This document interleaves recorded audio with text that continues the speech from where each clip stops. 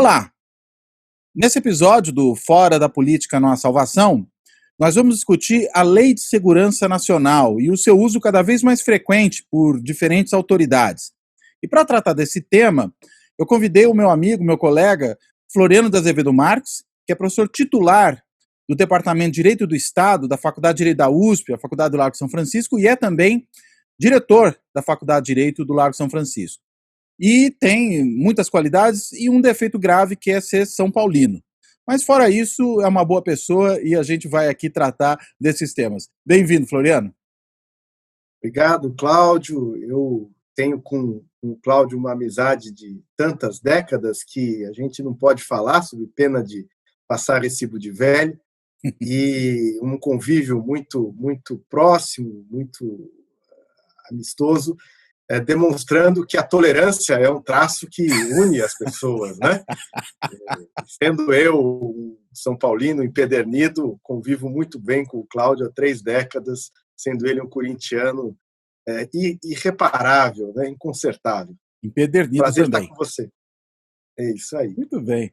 Floriano, tenta explicar para a gente esse uso, né, cada vez mais frequente da Lei de Segurança Nacional, mas acho que talvez a gente possa começar a conversa primeiro tentando entender uma coisa. Essa lei aprovada ali ao final de 1983, governo Figueiredo, ainda durante a ditadura, é uma lei que foi de fato recepcionada pela Constituição de 1988 ou essa lei é uma coisa que deveria já ter sido revista, ter sido até talvez perdido validez? Como é que você enxerga isso?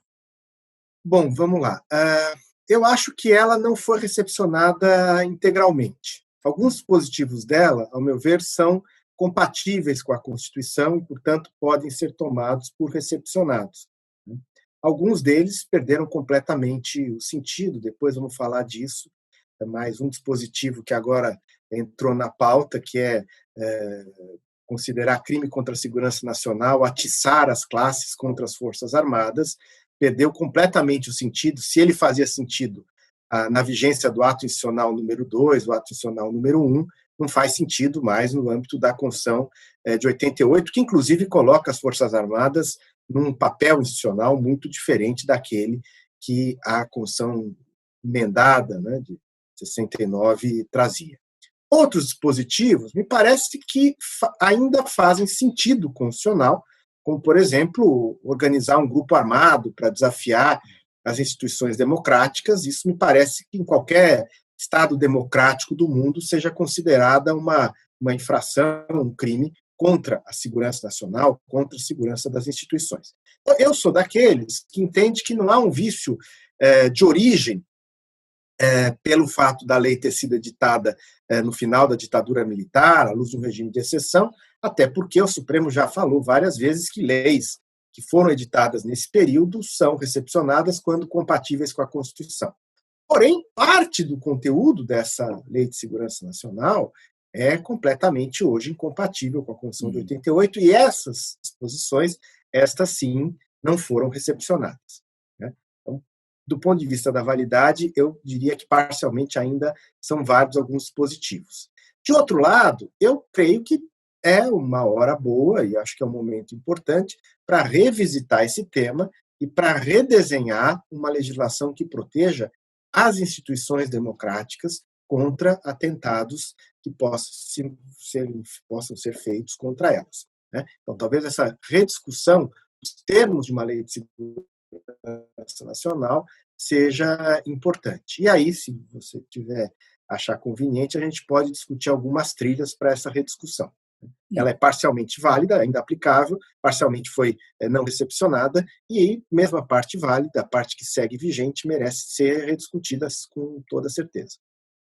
Agora, que caminhos seriam esses? Porque eu acho que é interessante porque dá para saber que parte dela ainda faz sentido, que parte deixou de fazer diante da nova Constituição, e aí acho que até é interessante para discutir o que poderia ser feito para rever, né? Por onde você acha que vai esse caminho? A Lei de Segurança Nacional, Cláudio, olhando tecnicamente, ela tem 2 ordens de dispositivos. Ela tem dispositivos que são próprios dela e que só estarão presentes numa lei de proteção da segurança nacional. E tem outros dispositivos que qualificam como crime à segurança nacional condutas que seriam crimes não fossem o seu destinatário. Então, por exemplo, a calúnia e difamação é um crime.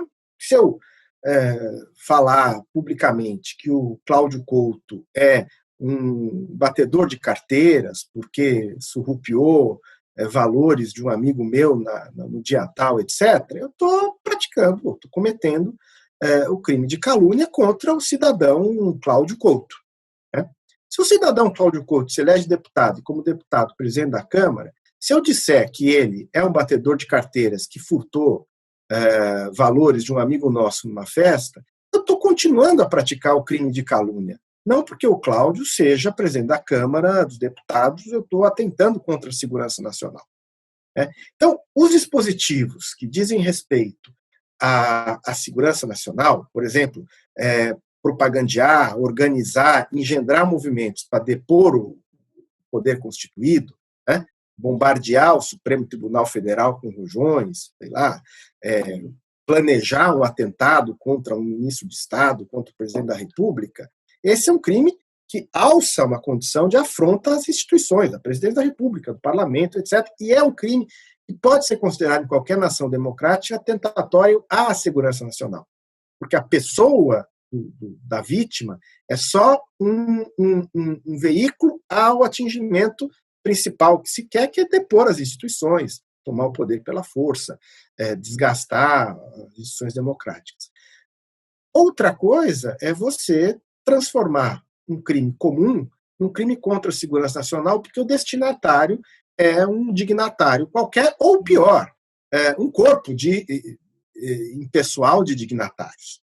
No caso, os militares, aí você está pensando. No caso, os militares. Né? Se eu fizer uma piada infame com relação à cor da farda dos membros do Exército, eu posso estar praticando várias infrações penais, civis, etc. Não estou propriamente pretendendo afrontar a soberania nacional, né? Afrontar a República.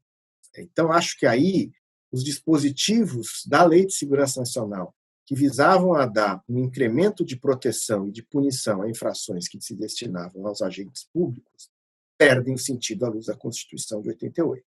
Aqueles que dizem respeito aos valores e às instituições maiores da República podem continuar a ser tratados como infrações à segurança nacional, num contexto diferente. Num contexto diferente. Um contexto, por um lado, de uma sociedade democrática, em que a crítica alça uma condição muito mais central e de muito mais tolerância que num regime ditatorial, um regime de exceção, como nós vivíamos pré-88, pré-86, e, de outro lado, que nós olhemos para hipóteses de afronta à segurança nacional num contexto de tecnologia que nós temos hoje. Vou te dar um exemplo. Um ataque de hacker a páginas do poder institucional pode ser considerado mais afrontante à segurança nacional, e não está tipificado na Lei de Segurança Nacional, do que uma crítica desproporcional ao parlamento. Crítica verbalizada num meio de comunicação ou uma charge. Percebe? E a gente tem que pensar como a segurança nacional hoje pode ser afrontada com um hacker que invade o sistema do Departamento de Aviação Civil e comprometa toda a gestão de voo da nação. Isso pode ser uma afronta à segurança nacional, tornar o espaço aéreo vulnerável a acidentes ou ataques. Isso não está tratado na Lei de Segurança Nacional. Então, acho que a gente tem... Oi, perdão. Mas seria possível, num caso, por exemplo, fazer uma leitura por analogia e aplicar num caso como esse? Pela intenção que se faça, se eu quiser fazer isso para criar um caos, aeronaves caindo.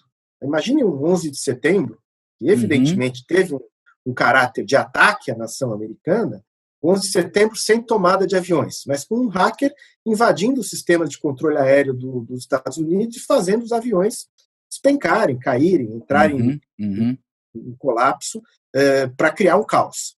Isso pode ser tido como um ataque à soberania nacional, num contexto tecnológico, que eu não sei se é tecnologicamente possível, mas imagino que os recursos hoje permitam isso.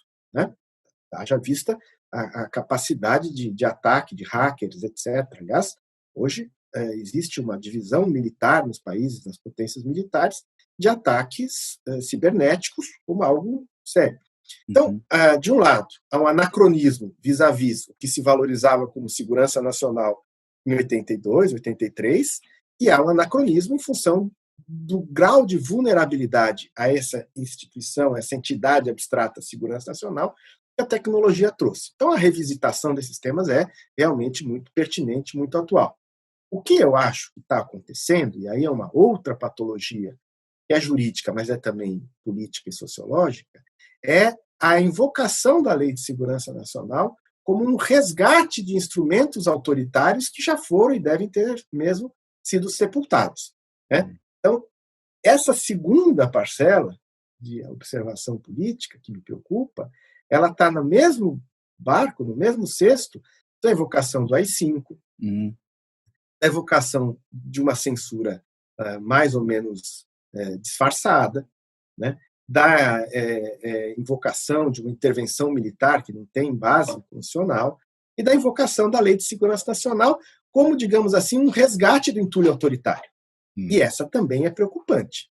Né? Apesar dela ter sido recepcionada em boa parte pela Constituição, a forma como ela é utilizada tem um condão autoritário, seria essa a ideia? Exatamente. A forma e a intenção pelo qual se utiliza dela. Né? Objetivamente, vamos usar um exemplo que, para mim, é caricato, o perdão da Blag. Invocar a Lei de Segurança Nacional contra uma caricatura é realmente um resgate do que a gente poderia chamar de entulho autoritário, ou de instrumental autoritário para um objetivo que também é autoritário, que é a censura. Né? Há uma diferença entre você fazer um panfleto convocando as pessoas a praticarem atentados, fiquemos no brando, com rojões às instalações militares, e uma caricatura que coloca os militares como alguém que pratica um ato criticável. Então, duas condutas, do ponto de vista da relevância para a segurança nacional, completamente diferentes. Né? Uma coisa é eu fazer um croquis de um projeto de colocar uma bomba numa adutora, né, querendo causar um colapso. Isso é uma afronta atentatória à segurança nacional. Que foi o que tentou fazer o então capitão Jair Bolsonaro, né? Que levou começou o processo da sua exclusão das Forças Armadas. Isso, naquela época, podia ser tomado como um ato punível ou processável pela Lei de Segurança Nacional. Uma crítica, né, vamos lá, se eu disser, as Forças Armadas estão sendo tíbias no combate ao desmatamento da Amazônia, é uma crítica que está longe de querer parecer que eu estou assulando as forças populares para depor as Forças Armadas ou para aviltar a instituição das Forças Armadas, que não são poder da República, mas são uma instituição da República. São coisas muito diferentes. Né? E tem que ser tratadas como coisas diferentes, sob pena da gente criar nichos de proteção exacerbada à crítica, à censura, à argumentação política, o que não é, isso sim, compatível com a Constituição de 88. Até porque eu estou pensando aqui duas coisas. Né? Primeiro, a crítica a instituições e a autoridades públicas é inerente à democracia. Então, criticar o presidente, ou criticar as Forças Armadas, ou criticar qualquer outro tipo de servidor público ou organização pública é inevitável num regime democrático. De modo que, se a gente considerar que qualquer crítica dessa natureza, mesmo que às vezes pesada, mesmo que talvez injusta, ela se constitua num crime, ainda mais num crime de atentar contra a segurança nacional, realmente parece algo muito excessivo. E o segundo é que, quando a gente pensa especificamente, vamos falar ali do caso da caricatura, né, do Aroeira sobre o presidente da República, né, em que ele é associado ao nazismo. Já vi decisões judiciais em que os juízes dizem o seguinte, que quem está na área pública, quem ocupa um cargo público, tem que, muitas vezes, saber que a sua condição é diferente de um indivíduo que apenas ocupa posições privadas, e que, muito provavelmente, críticas mais duras, o sarcasmo, críticas mais severas e até incômodas serão feitas. Isso faz sentido? E mais ainda, né? Se isso faz sentido, torna ainda mais extremo o uso da Lei de Segurança Nacional num caso como esse, ou não? Sim, sem dúvida, sem dúvida. Você imaginar, voltando ao que nós falávamos no começo, que o presidente da República, o presidente da Câmara, o presidente do Senado, estão blindados à crítica, que Uhum. qualquer crítica a eles é uma afronta à segurança nacional, é voltar a uma pretensão ditatorial de elevar o mandatário, o dignatário, a uma condição de incolumidade à crítica e, Uhum. portanto, infenso ao debate democrático. Uhum. Isso é intolerável numa democracia. Claro que a crítica à pessoa do dignatário, ela tem limites. Eu não sou um dignatário, mas eu exerço uma função Uhum. pública lá, como você falou, sou diretor da faculdade.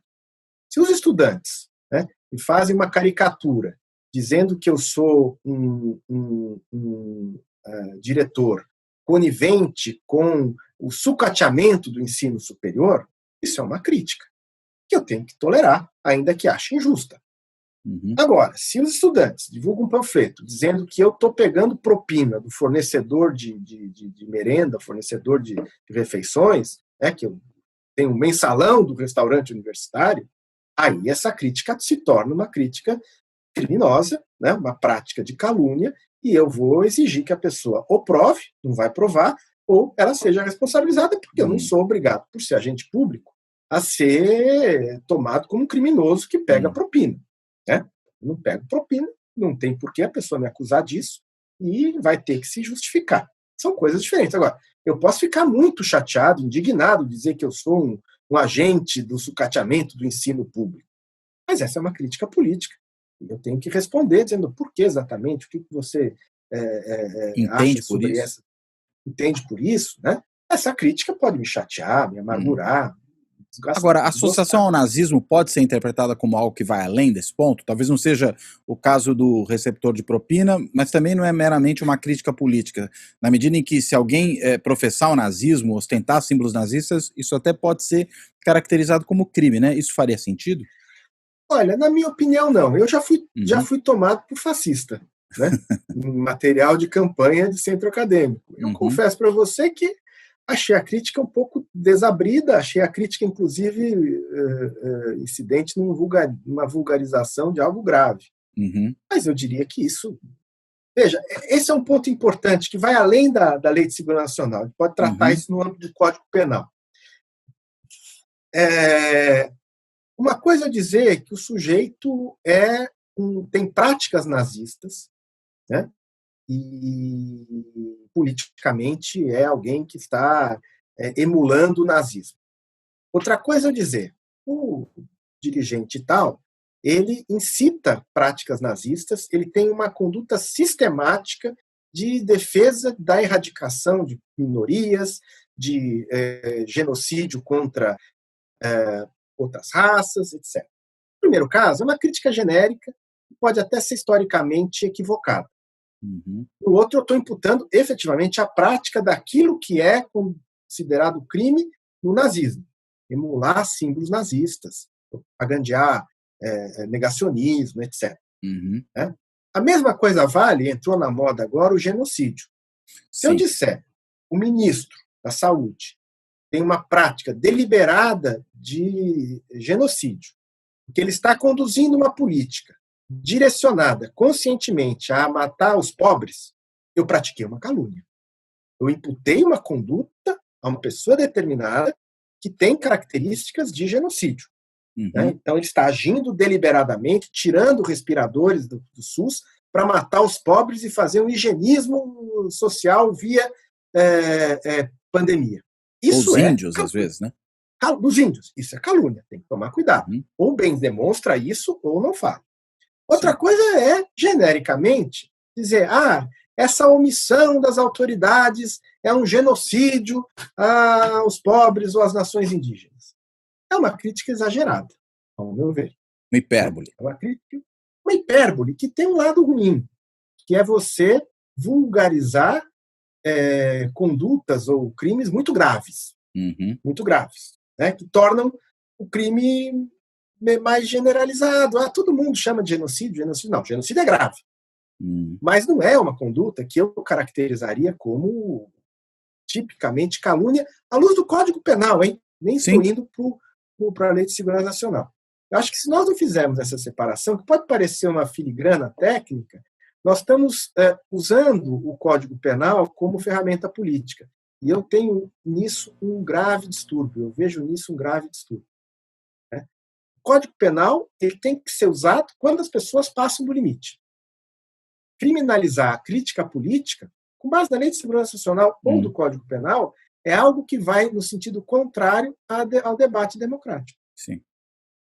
Agora, uma coisa que chama muito a atenção na lei é o artigo 30, né? Eu vou até ler ele aqui, ó. Ele diz o seguinte: compete à Justiça Militar processar e julgar os crimes previstos nessa lei, com observância das normas estabelecidas no Código de Processo Penal Militar. Por quê? Porque, afinal de contas, essa é uma lei, né, que, vamos dizer, pega o cidadão comum e o leva para a justiça militar. Isso seria um dos casos de resquício autoritário, de alguma coisa que não seria? Que isso não foi recepcionado.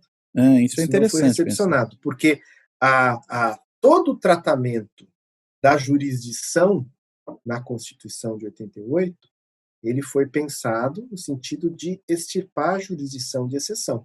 E esse é um caso típico de jurisdição de exceção, que alargava a jurisdição militar para além daquele campo restrito que se presta à competência da jurisdição militar.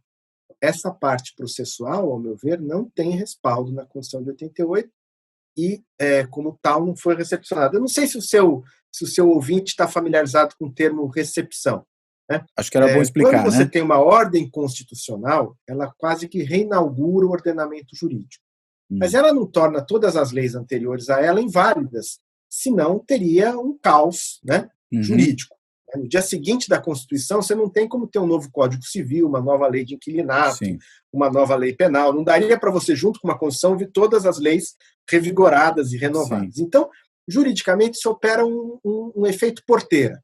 Né? Há leis que passam pela porteira da Constituição porque elas são compatíveis com o texto constitucional, então elas são recepcionadas, e há leis que não passam nesse bloqueio constitucional. Como e elas às vezes são pode ser parte da lei, né? Parte da lei. Parte da lei. Né? Então, a ordem jurídica anterior tem que passar por esse filtro. Quem faz esse filtro? O judiciário. Ou, num caso concreto, a aplicação ou não de uma lei não recepcionada, ou o Supremo em termos macros, quando isso é invocado perante o Supremo. Agora, a gente tem casos aqui em que o próprio Supremo, né, tem sido o ator, né, para fazer essa lei avançar. Eu acho que um dos casos interessantes, né, é aquele que diz o seguinte, né, quer ver? Deixa eu pegar aqui o trecho, o artigo 22, que não se pode fazer em público propaganda de processos violentos ou ilegais para alteração da ordem política ou social. Isso é o inciso 1. E aí lá na frente vai completar da seguinte forma: que se sujeita à mesma pena quem distribui ou redistribui fundos destinados a realizar a propaganda de que trata esse artigo, ou ostensivo ou clandestinamente boletins ou panfletos contendo a mesma propaganda. Isso me parece que é a base do inquérito das fake news, né? Inclusive no que se refere aos financiadores, né? Sim. E também aqueles que propagam as fake news, hoje não é mais só boletim ou panfleto, né? É pelo mundo virtual. Mas aí nas fake news a gente tem que separar as coisas, né? Existem fake news que são ilícitas por falsear verdades. Então, por exemplo, se eu usar da fake news para construir uma história de que o coronavírus foi inventado pelas universidades públicas brasileiras para promover a balbúrdia. Isso é uma fake news, é algo impróprio que esses meios difundem e podem criar uma história de que o coronavírus foi criado pelas universidades federais para poder criar a balbúrdia. Os mesmos que plantam maconha, né? Para poder implantar mais maconha. É uma coisa, né, uma fake news que tem lá imputações de condutas, no mínimo, difamatórias, mas não caracteriza esse tipo de dispositivo. Outra coisa é eu, por meio da Deep Web ou do mecanismo eletrônico, eu propagandear a arregimentação e a ação de pessoas para justiçarem, chacinarem ministros do Supremo. Exato. Aí sim você está nesse caso. Ou fechar o né? Supremo mesmo, né? Ou fechar o Supremo, vamos limpar o Supremo, né? Tá aqui o roteiro de vida aos finais de semana dos ministros, ele vai na padaria, ele leva o filho na aula de esporte, ou coisa que o valha, de judô, e, portanto, olha, se um carro bloquear e outro fuzilar, mata o ministro. Ele tem só 2 seguranças no fim de semana. Isso não, isso aí você está fazendo, na verdade, uma deliberada ação para a tomada do poder por meios violentos. Né? Vamos sequestrar e matar o governador para poder acabar com a quarentena. Isso é uma outra conduta, ambas no ambiente virtual, ambas propagandeando um ódio, né? Enfim, mas uma coisa é o ódio difuso aos professores universitários plantadores de maconha, outra coisa é a ação, né? O engendramento de ações, como pareceu ter sido investigado e apurado no inquérito das fake news, contra membros do poder e contra o poder. Né? Eu costumo dar esse exemplo porque ele é um exemplo quase caricato. Né? Ninguém vai depor os ministros do Supremo jogando rojões sobre o Supremo. Sim. Mas ali há uma violência simbólica, né, de um grupo organizado que está testando limites de uma tomada violenta do poder. Né? Fechamento do Supremo, morte aos ministros, né? Ameaças ao ministro, né? Cerco às residências, isso começa a tangenciar um outro tipo de infração. É um bombardeio simulado ali, mas na realidade ele pode talvez estimular bombardeios reais, algo assim? Simbólico, ou só pela simbologia mesmo? Exatamente. Não, a simbologia já é em si perigosa, mas ela caminha numa escalada de testes de limites. Né? Se você permitir que seja apedrejada a fachada de um palácio, a partir daí, para você passar os limites do domínio do palácio, ocupar o palácio e dele não sair mais, né? Os movimentos entrópicos na história são assim. Né? A tomada do Palácio do Inverno começa com uma manifestação de cerco. Né? Por qualquer tipo de ideologia. Né? Por qualquer tipo de ideologia. Né? A esquerda e a direita. A tomada da violência do poder, ela pode ser o que for, mas ela é antidemocrática. Ela não respeita os canais democráticos de acesso ao poder.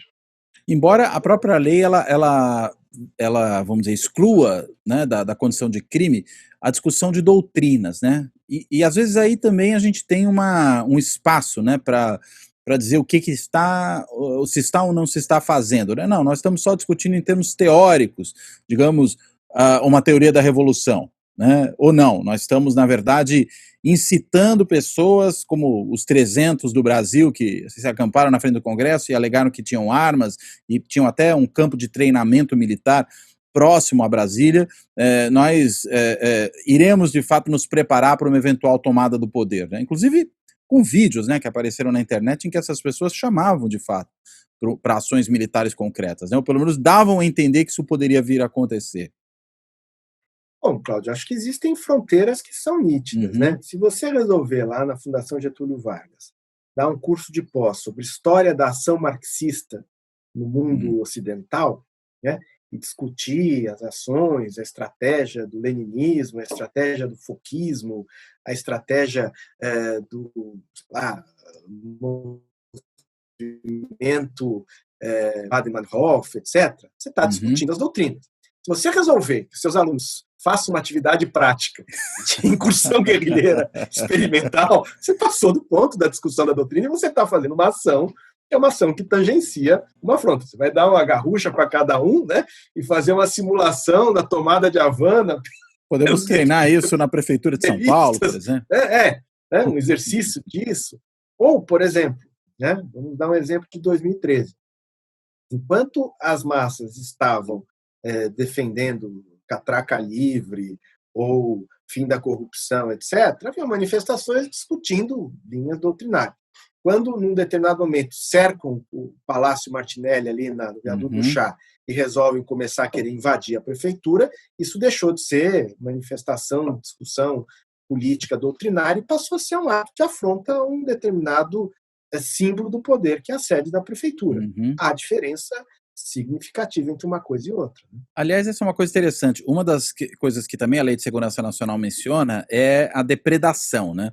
Aí eu fiquei pensando, bem, essa aí é uma possibilidade, por exemplo, enquadrar os black blocs que tem na depredação de patrimônio público e privado exatamente o seu formato de ação, né? A ideia é, a gente faz a violência contra coisas para tentar ressaltar a desimportância que se dá à violência contra pessoas. Esse é um dos lemas aí que os black blocs usam. Então, faria sentido, nesse caso, usar contra eles ou até contra um manifestante que, de repente, resolve jogar uma pedra numa vidraça, né? Usar contra eles a Lei de Segurança Nacional. Mas me parece que seria, não sei se no caso dos black blocs, mas num manifestante isolado, algo excessivo, não? Eu acho, bom, eu tenho críticas doutrinárias à concepção filosófica dos black blocs bastante firmes, do meu ponto de vista. Acho que é um equívoco, e é um equívoco que acaba, ao fim e ao cabo, gerando manifestações violentas de outro tipo, né? Acho que tem um pouquinho essa derivação, e gera uma reação da violência que, no mais das vezes, acaba sendo pior do que a manifestação em si. Mas isso não vem ao caso. Eu acho que existe uma diferença entre um sujeito a atacar uma pedra numa vidraça, o que é crime de dano, punível no Código Penal, não é uma conduta bonitinha, é crime, e se organizar para tomar a prefeitura. São duas coisas diferentes, seja pelo móvel, seja pela simbologia. Né? Então, são dois tipos de infração punível, mas uma segunda tem um outro lado. Ela está desafiando não só o patrimônio, não só a segurança das pessoas, porque é falso que a vidraça não tem uma pessoa atrás, né? Claro. Você tem risco às pessoas, né? Um crime de dano, um crime de potencial perigo, e ao mesmo tempo você tem uma simbologia. Eu estou enfraquecendo o poder simbólico de uma instituição para demonstrar que ela é frágil e que, portanto, ela pode ser desconsiderada, extinta. Né? Aí sim, veja, vou usar um termo para dizer que eu estou aliviando. Quando nos ataques do PCC, o PCC passava a metralhar e a jogar coquetéis em postos da polícia, ali ele não estava só trocando tiros com a polícia, como acontece nos confrontos, né? Quando a polícia chega e pega uma quadrilha estourando o caixa eletrônico. Ali tem troca armada, bélica, mas não é um crime contra a segurança nacional, troca de tiros de quadrilhas de assalto a banco com a polícia. Isso é crime, mas não é crime. Agora, se um grupo armado, PCC, resolve atacar um quartel da polícia para demonstrar que a polícia cede a eles, você tem uma escalada nisso. Isso é importante. Além de matar as pessoas, eu estou querendo fazer uma afronta à polícia. Estou dizendo, a polícia está dominada. A polícia é instituição, né? Organização. Instituição, exatamente. Então tem uma diferença entre trocar tiros com a viatura que chega para coibir o crime e atacar um quartel. Aí você está desafiando a instituição militar, está dizendo, sociedade, nós, criminosos, estamos tomando o poder.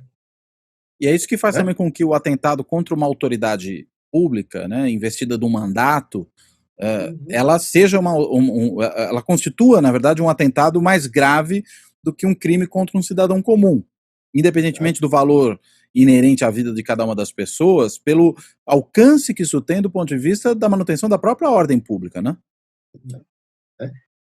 Você tem aí um desafio a essa autoridade. Em alguns casos, você deve estar lembrado que isso foi discutido na Europa há uns 10 anos atrás. Havia um movimento de protesto que se manifestava jogando torta na cara dos dignatários. Sim, chegou no Brasil, inclusive, também. Chegou no Brasil. Isso chegou a ser discutido na Europa se era ninguém morre com chantilly no rosto, né? Mas se isso era um atentado à instituição, atentado à segurança nacional. Porque o que aqueles manifestantes estavam fazendo? Eles estavam fazendo uma manifestação que visava desgastar a autoridade do dignatário. Né? Então, acho que o Helmut Kohl chegou a ser, primeiro-ministro da Alemanha, chegou a ser objeto dessas manifestações, né? Empastelado e tal. A violência da simbólica da conduta, ela visa não a sujar o dignatário, mas a enfraquecer a autoridade. Você não é uma pessoa que mereça uma deferência. Você está sendo desqualificado como dirigente. Quando isso passa a uma organização armada, é É óbvio muito que mais você está grave. querendo muito mais grave. Você está querendo desafiar a própria certeza e segurança da autoridade pública representada pela instituição policial, dignatário, presidente supremo, por exemplo. É que eu estou pensando até em certo sentido, contradição política, né? A Lei de Segurança Nacional, para além, claro, dessa utilização por parte do Supremo Tribunal Federal nesse inquérito das fake news e dos atos antidemocráticos contra manifestantes vinculados ao bolsonarismo, ela também foi muito instrumentalizada pelo próprio governo Bolsonaro, o ministro da Justiça mesmo, lançou mão disso, agora o ministro da Defesa, contra críticos do governo. Uhum. E o curioso é pegar um caso que para os bolsonaristas é sempre uma situação incômoda, que é o assassinato da Marielle Franco, que eles sempre tentam diminuir a importância, falando, não, morre tanta gente no Brasil, é só mais um assassinato, porque dá tanta importância. Mas é o assassinato de uma pessoa investida num cargo público, né, que tinha uma atuação política. Então, realmente ele tem uma natureza diferente, né? De certa maneira é disso, né, que a gente está falando, de qual é o significado que diferentes tipos de violência podem ter, né? Sim. Isso é uma simbologia bastante clara de como você demonstra que uma força armada existente, ela não tem deferência às instituições democráticas representadas por um parlamentar eleito, por exemplo. Uhum. Né? Se você conhece bem a história, no auge da guerrilha colombiana, as forças armadas revolucionárias de esquerda, elas visavam a sequestrar e matar prefeitos do interior, demonstrando que naquelas regiões não existia autoridade que se sobrepujasse a delas. Uhum. Eles atacavam exatamente prefeitos e vereadores, que, do ponto de vista da República Colombiana, podiam ter pouca importância. Um vereador de um departamento ali no interior da Colômbia, mas era o poder sendo minado, o poder sendo o poder oficial, né? Poder oficial, dizendo, aqui é um território das Farc, aqui não é mais um território do governo da Colômbia. Né? E muitas vezes matavam recrutas, soldados, pelo fato de estarem fardados. Nós vamos alcançar o representante da autoridade, porque a autoridade aqui somos nós. Então, esse é um diferencial entre uma coisa e outra. Agora, como eu disse, eu acho que esse uso, digamos assim, censório da Lei de Segurança Nacional, ele é nefasto à própria segurança nacional. Ele confunde a pessoa sujeita à crítica com a instituição. Se eu fosse um legislador plenipotente, eu revisitaria a Lei de Segurança Nacional para requalificá-la e redesenhá-la como uma lei de defesa das instituições democráticas, deixando bem claro quais são os valores e bens jurídicos a serem protegidos dentro das instituições democráticas, que são desde a presidência da República, o Poder Judiciário, né, o Parlamento, eventualmente as autoridades instituídas enquanto tal, e não a blindagem da autoridade à crítica, porque a crítica é inevitável, né? Posso até dizer, não cabe muito ao ministro do Supremo tecer crítica política. Isso é um debate sobre a deontologia, né, de contenção ou não de um ministro do Supremo. Agora, se o professor Cláudio Couto disser que a política de saúde do governo federal é uma política de saúde que implica em aumento desnecessário da matança de pessoas com Covid, o professor Cláudio Couto não está chamando o governo de assassino, do ponto de vista criminal. Está chamando a política do governo de assassina do ponto de vista político. Agora, para a gente fechar... Desculpa, Floriano, você ia falar outra coisa. Diferentemente de você ter uma deliberada ação, como houve em países da Europa do Leste, de matar minorias. Sim. Né? Que aí é genocídio no sentido estrito, é genocídio, né? No sentido estrito. Perfeito. Agora, para a gente fechar, você várias vezes apontou para a importância da revisão, né, da Lei de Segurança Nacional. A minha dúvida é mais no sentido da oportunidade, né? Muitos falam, olha, está ficando claro que ela não serve mais. Só que justamente agora nós vivemos um momento de muito acirramento, né, dos ânimos políticos, uma polarização política radicalizada, creio eu, em boa medida por conta do próprio governo que tem, né, essa ação no sentido de sempre radicalizar cada vez mais. É momento para rediscutir a Lei de Segurança Nacional? Uma boa avaliação, uma boa questão política. Eu diria que num cenário de polarização, esse debate pode derivar para um debate enviesado. Mas, ao mesmo tempo, eu acho que esse uso de vulgarização da Lei de Segurança Nacional ele vai tornar inevitável que o parlamento acabe por enfrentar esse tema. Ou o Supremo. Ou o Supremo. Né? Por exemplo, tendo uma declaração incidental de inconstitucionalidade de boa parte dos dispositivos da lei. Que ele próprio está mobilizando, né? Também. Ele próprio está mobilizando.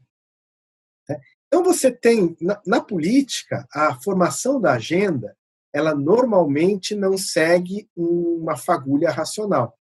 Muitas vezes, um ensandecimento de um debate, uma polarização, ela cria uma agenda que esvazia a polarização.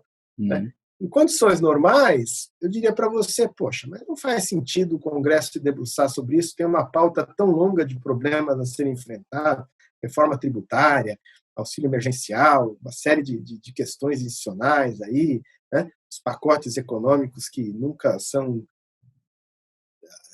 enviados para o Congresso, mas a agenda política muitas vezes cria uma demanda onde não existia ou não precisava existir nesse momento, que torna inevitável.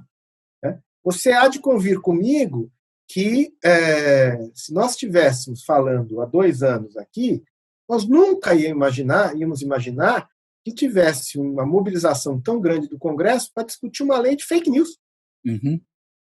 Que talvez seja ruim também, né? Pelo que os especialistas pode ter lados aí têm ruins. Mas veja, o Marco Civil da Internet foi definido há menos de 10 anos. Sim, é algo bem recente. Tinha-se, depois de 10 anos de debate do Marco Civil, tinha-se o tema como um tema equacionado. Vamos pensar e rever isso aqui daqui a 20. Né? E é o contexto político das eleições, a partir de 2018, que derivou daí, tornou inevitável discutir isso, para o mal ou para o bem.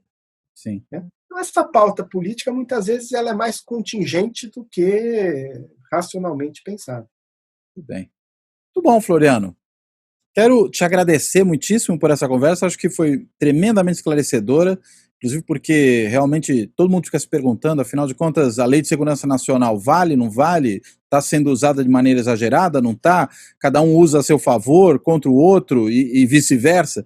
Então, acho que era fundamental falar desse ponto. Então, eu peço a você que dê aí as suas considerações finais e aí a gente fecha. Olha, eu primeiro queria dizer que foi um prazer conversar com você, sou fã e ouvinte, assistente do canal, foi uma honra você me convidar, espero voltar a ser convidado, apesar de continuar sendo São Paulino, e dizer que para a nossa geração, nós somos de uma geração que despertou para a política nos anos 80, né? É um tanto quanto déjà vu a gente está discutindo Lei de Segurança Nacional. É verdade, tem toda razão. Eu confesso a você que eu imaginava discutir muitas coisas em 2020, mas Lei de Segurança Nacional, o mundo nos surpreende. Né? Tomara que a gente sempre consiga discutir ainda dentro de um ambiente democrático como é o do seu canal. Muito bom. Obrigado, então, Floriano, e obrigado também a quem nos ouve no podcast, quem nos assiste no canal do YouTube. Peço àqueles que nos assistiram aqui ou nos ouviram que se inscrevam no canal do YouTube, que assinem o podcast, e o Fora da Política Não Há Salvação fica por aqui. Até a próxima.